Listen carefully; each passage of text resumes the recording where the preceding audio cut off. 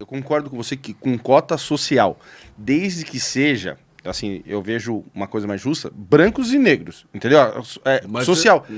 Não, é que eu digo assim, porque às vezes vem aquela coisa assim da cota, que eu acho que coloca, por exemplo, assim, cota para negros. Parece que o negro não tem capacidade. Não, o problema nem é esse. O problema entendeu? do negro é outro. Eu até vou falar do problema que eu vejo, Sebastião até pode falar Sim. com mais propriedade, mas o problema do negro é representatividade. Que é uma coisa que a gente não tem no Brasil. Por Isso exemplo, é real. cara, o americano, cara, os Estados Unidos é horrível. Eu acho os Estados Unidos horrível, mas tem umas coisas lá, por exemplo, quando teve o fim da escravidão nos Estados Unidos, os negros ganharam um pedaço de terra. Ok. Eles ganharam um pedaço de terra e ganharam um burro. Cara, isso mudou tudo. Porque no momento lá, cara, sempre teve negro, cara. Tem negão que é rico, negão que é capitalista, cara, tem isso. O cara que cresce e ele é negro, ele vai ver na televisão desde sempre um grande âncora da televisão. Como representação. Como representação. Então, o problema racial que existe é o primeiro problema da representatividade. Cara, o impacto que foi Pantera Negra, cara. Eu vou te falar, eu acho o filme de herói chato demais. Sim. Eu acho bem chatão. Eu acho que é sempre o mesmo roteiro. Previsível, né? É sempre chatão. Mas, com exceção daquele Batman, do Nolan, enfim, tem uns filmes que são muito igual. O Homem-Aranha. Homem-Aranha 2 é bom demais. Aí, tá vendo? Então não é todos. Não, sim, mas eu tô falando que Vingadores Ultimato. foi muito bom também. Mas ó. aquele Homem-Formiga, aquele é ruim demais. Homem-Formiga, aqueles Homem-Aranha novo, não, aquele é ruim demais. Mas, enfim. Você acabou de falar que o Homem-Aranha novo era bom? Eu gostei do Tobey Maguire. Ah, tá. O do 1 e o 2, Tobey Maguire, filmaço. Sim. Filmaço. Não Filmaço. tem como comparar com o filme novo. O Homem-Aranha 2, cara, é um dos melhores filmes de herói. De melhores filmes de todos os tempos, independente de ser herói. Mas, enfim, tudo isso pra poder falar assim, o impacto que Pantera Negra teve, cara. Eu vi várias crianças comentando. Eu vou ser o Pantera Negra, porque ele pode ser o Pantera Negra. Ou seja, essa representatividade, eu não acho que isso tem que ser forçado, eu não acho que tinha que forçar os. Não, mas no momento que surge, é legal ter, é importante ter. Concordo. E a cota, quando ela surge racial, é uma cota que busca dar representatividade. Mas eu concordo que no Brasil ele é muito complicado. Ele é muito complicado A miscigenação. porque a miscigenação é muito grande. Então, por exemplo, a gente vai ter pessoas que são caucasianas, são muito clarinhas, muito branquinhas, e que os pais são negros. Vai ter, cara. Vai ter. E ela teve um impacto socioeconômico de ter nascido na família negra. Mesmo nível. Uma coisa, só para complementar isso, existe uma coisa chamada anemia falciforme, que é dito que é algo do negro quando ele veio pelo navio negreiro, então se contaminou e tudo mais. Hoje em dia, você vê pessoas de olhos azuis, cabelos loiros, que têm a tal do traço da anemia falciforme. Ou seja, quer dizer que há claramente essa miscigenação presente. Sim, essa miscigenação. Exatamente. Agora, por exemplo, você, como negro, o que você vê sobre a representatividade? Eu acho importante, cara. Eu vejo da seguinte maneira. Em 1990 foi quando a minha imagem foi projetada na mídia nacional. E ali foi um divisor de águas, pois a empresa a qual eu representava tornou-se protagonista no Brasil inteiro. E aí sim, os empresários começaram a perceber que o consumidor negro é interessante para ele. E ele não tinha essa percepção, e o próprio negro começou a se ver representado na mídia televisiva, na outdoor, busdoor e tudo mais. Então, realmente, existia, sim, uma distinção, e ainda existe, mas, porém, está sendo reduzido gradualmente. Hoje nós estamos aqui falando desse tema, né? Claro, onde você acha que tem mais racismo, aqui ou nos Estados Unidos? Olha, todos os lugares têm racismo, até mesmo na África, em Salvador, todos os lugares têm racismo. Tem essa questão, tem as discriminações, seja financeira, seja...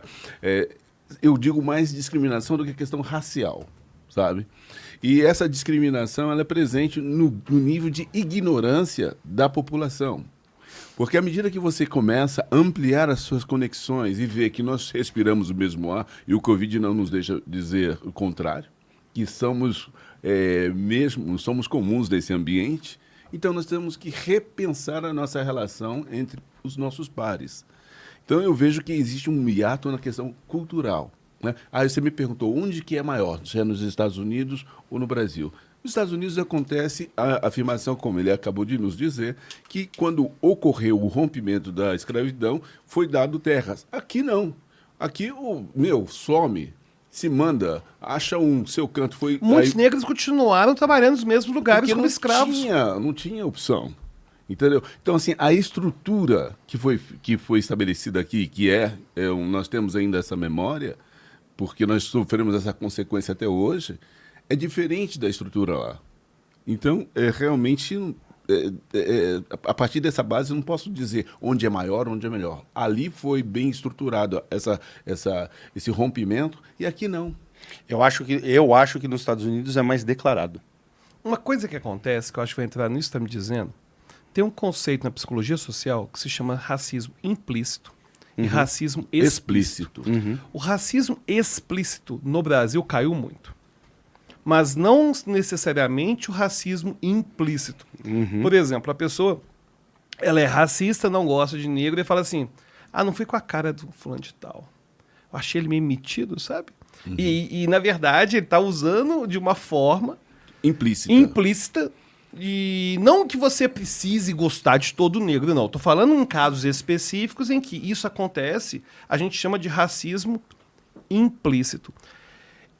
No Brasil, o racismo explícito ele diminuiu bastante ao longo das gerações. Mas, por exemplo, eu vou te falar de países que eu tive contato, por exemplo, com o racismo explícito. Um país que eu achei muito assustador, agora, não é pesquisa, é evidência anedótica, ou seja, estou contando um caso. Eu ouvi horrores em Portugal. E engraçado que em Portugal eu vi o racismo explícito de algumas pessoas de uma forma assim, que a pessoa julgou o negócio e falei, cara, que loucura é isso que você está falando, cara. A gente foi pegar um táxi, e o taxista falando de negro, cara, de um jeito assim, que parecia que eu tava no século XIX, cara. No século XIX. E não foi só uma vez. Isso aconteceu muitas vezes. E não querendo dizer que Portugal é mais racista, não. Porque, inclusive, a esquerda de Portugal, que agora é entrar no ponto que você está dizendo, eu sinto que tem certos países que tem uma dicotomia maior.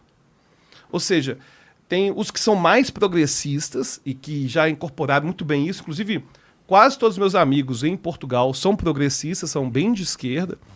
Mas tem uma extrema-direita extremamente racista ainda, entendeu? E eu não sei por que isso acontece, realmente eu não sei dizer. Eu concordo que nos Estados Unidos, e aí isso tem a ver com o próprio empoderamento do negro, existe certas rivalidades às vezes, sabe? Você vê, por exemplo, a história de Malcolm X, você vê Martin Luther King, você vê que existe uma guerra étnica que a gente não chegou até aqui.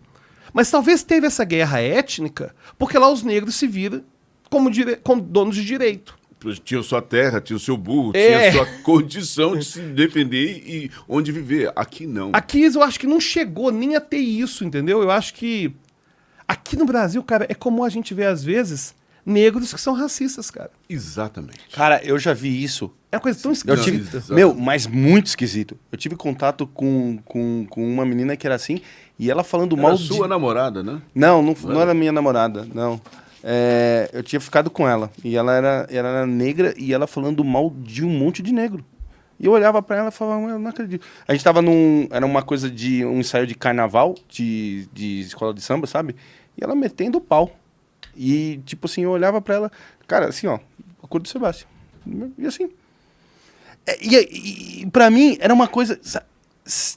Eu olhava, no primeiro momento eu não acreditava. Depois eu não sabia como agir. Pois é, eu acho que... Aí eu falei de Portugal, não significa que Portugal é um país racista, não. Eu acho que os países de primeiro mundo, devido aos negros terem se vistos como detentores de direitos, no próprio Estados Unidos também, eu acho que acabou gerando uma extrema-direita mais violenta e mais racista explicitamente, entendeu? Só que eu não sei afirmar se aqui no Brasil é menos... Eu acho que o Brasil tem muito racismo implícito. Isso, exatamente. A gente não tem o explícito. Por isso que eu acho boa essa distinção, porque aí Sim, mais fácil a gente por isso que eu falei no começo. Eu falei assim, eu acho que no Brasil, nos Estados Unidos é mais declarado. Porque lá é o explícito. Aqui no Brasil é o implícito. Exatamente. E é muito assustador, cara. Agora, tem países igual a França, por exemplo, cara, que é interessante, porque na França... os negros, eles estão tão bem inseridos socialmente, cara, que você não vê isso, cara. Sim. Você não vê. É uma harmonia nas É relações absurdo, cara. ali, né? Inclusive, uma coisa que eu sempre observo é que existem certos movimentos, e aí o Sebastião pode falar se eu estou falando besteira, que forçam o negro a ter um resgate de uma africanidade em relação ao que ele vai vestir. Exato. E ele ser obrigado a usar aquilo. E aí eu estava comentando que na França, você vê o tanto de negro usando Armani, usando ternos bem Gucci. cortados, Gucci aqui. Eu falei, será que essas pessoas, as pessoas que ficam falando dessa africanidade, será que a pessoa precisa vestir de forma dos seus antepassados? Não sei, às vezes não existe essa conexão. Existe uma coisa muito louca. Eu fiz uma peça há muito tempo atrás, chamado Sebastian Danças. Eu posso dizer que na plateia eu vi um negro, que inclusive é o Edson Montenegro, que não está mais entre nós, e o movimento negro me ligava, vem cá. Eu falei assim, olha, eu não faço parte do movimento negro porque eu sou um negro em movimento. Existe uma diferença muito clara entre você ser um representante cidadão com características em movimento e que seja uma referência para a sociedade como um todo, né? Então, assim, isso que você falou é muito importante, é muito interessante, porque, o tempo muda, as pessoas evoluem, elas podem botar uma roupa bacana, né, Alan? Sim. Pô, tá chique, Não, né? é sempre. Não, isso daí é sempre. Eu faço a parte dos favelados. E manter seus valores, sua história, os seus princípios de uma maneira totalmente tranquila.